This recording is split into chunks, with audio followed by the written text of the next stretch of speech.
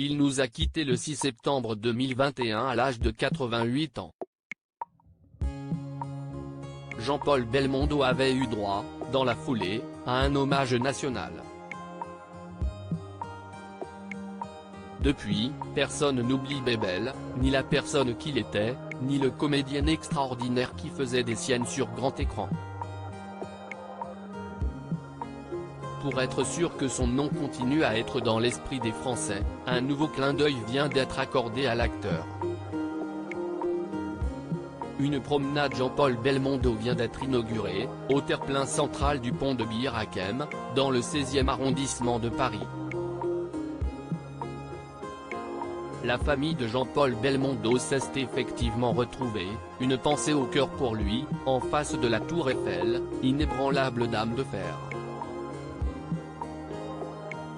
Bien entendu, cette inauguration organisée le mercredi 12 avril 2023 n'était pas ouverte qu'aux membres du clan. Amis, proches, anciens camarades du comédien. Tous étaient là pour saluer le formidable disparu. Anne Hidalgo, maire de Paris, a ainsi prononcé un discours poignant devant témoins, ainsi que Francis Spinet, le maire du 16e arrondissement et Philippe Goujon, maire du 15e arrondissement, en présence de Laurent Gérard, Victor Belmondo, Jean Dujardin, Antoine Duléry, Richard Anconina, Anthony Delon, Cyrielle Claire, Cyril Hanouna, Michel Creton, Candice Patou, Christophe Lambert, Claude Lelouch, Pierre Richard, Christian Brincourt et Bernard Lecoq. Exception faite pour Jean-Paul Belmondo, voilà qui a touché, en plein cœur, les membres du clan.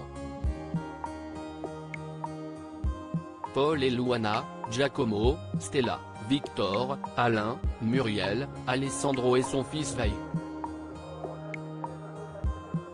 La promenade Jean-Paul Belmondo est un ouvrage public communal situé sous le viaduc du métro aérien, à Paris. En octobre 2021, le Conseil de Paris avait décidé d'honorer la mémoire de Jean-Paul Belmondo en choisissant spécifiquement cet emplacement, immortalisé par la scène de cascade réalisée par l'acteur dans le film d'Henri Verneuil Peur sur la ville, en 1975.